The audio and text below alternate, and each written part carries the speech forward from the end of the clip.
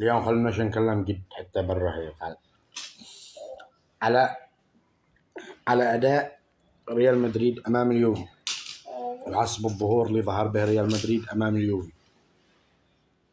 يعني بالله عليكم هذا تشكيله وهذا طريقة لعب تلعبها أمام فليك، أمام فريق يلعب لعب مباشر في كرة القدم. شوفوا تشافي ألونسو سير مباراة اليوفي حسب راحته، حسب إرادته، يعني حسب ما يشتهوه، يعني أراده فوز بأقل مجهود، يعني سير مباراة صح. لكن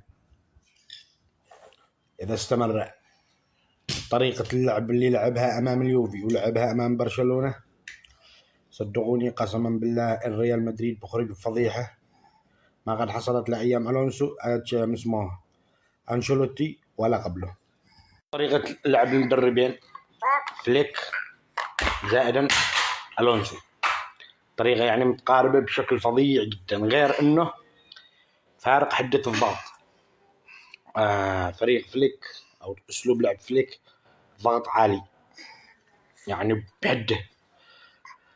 أسلوب تشافي ألونسو قرية ولدي أنا بدالك ضغط عالي بس مش بذاك الأسلوب اللي يلعب به فليك، مع اقتراب المدافعين نفس المدربين. اللهم أنه فليك يعتمد على التسلل، ألونسو لا.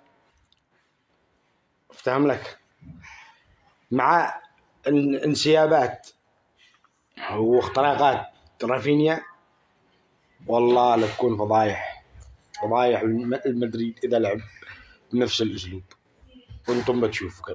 اذكروا كلامي. اليوم خلونا نتكلم جد حتى برا هي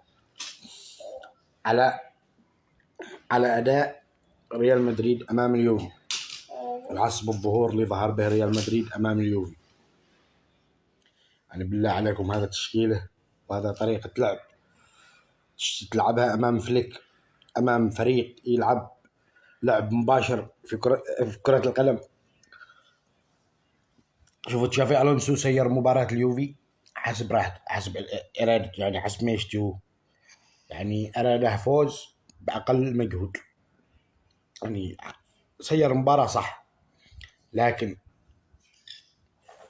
إذا استمر طريقة اللعب اللي لعبها أمام اليوفي ولعبها أمام برشلونة، صدقوني قسما بالله الريال مدريد بخرج بفضيحة ما قد حصلت لأيام ألونسو اسمه أنشيلوتي ولا قبله. طريقة لعب المدربين فليك زائدا ألونسو طريقة يعني متقاربة بشكل فظيع جدا، غير أنه فارق حدة الضغط. فريق فليك أو أسلوب لعب فليك ضغط عالي يعني بحده.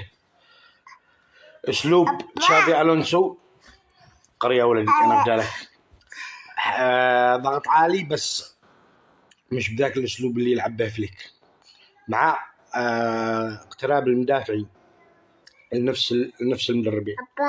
اللهم أنه فليك يعتمد على التسلل، ألونسو لا.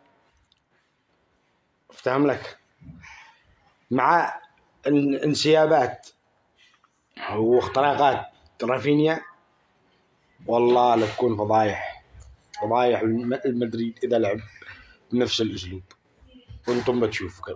اذكروا كلامي.